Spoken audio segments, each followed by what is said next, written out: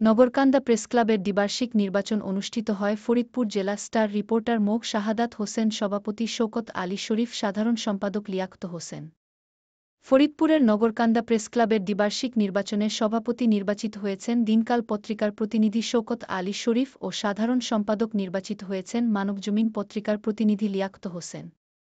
শনিবার ৯ নভেম্বর নগরকান্দা প্রেসক্লাবের দ্বিবার্ষিক নির্বাচন 2024 এর ভোট গ্রহণ অনুষ্ঠিত হয়।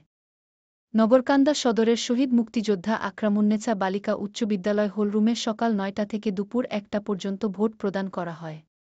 প্রেসক্লাবের মোট ৩-৬ জন সদস্যের মধ্যে ৩-৫ জন সদস্য ভোটাধিকার প্রদান করেন।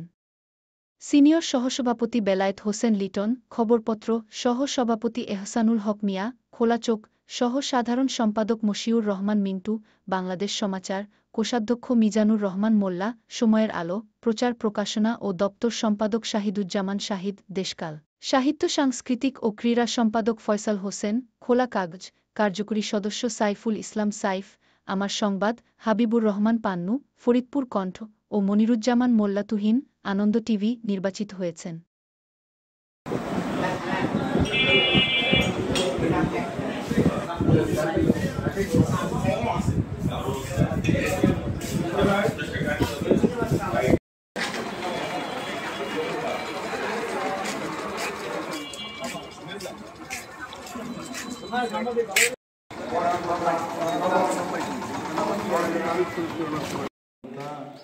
নিজের ভোট নিজে দাও, নিজেই করো, সই করো।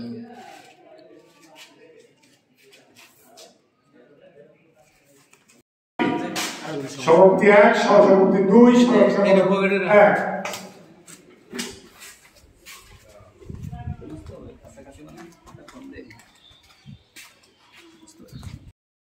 মিস্টার শহীদুল ইসলাম শহীদ, মিস্টার শহীদুল ইসলাম শহীদ, ভোটার নম্বর 30।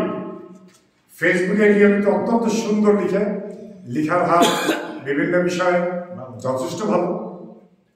তিনি now playing the role of value of degree exam.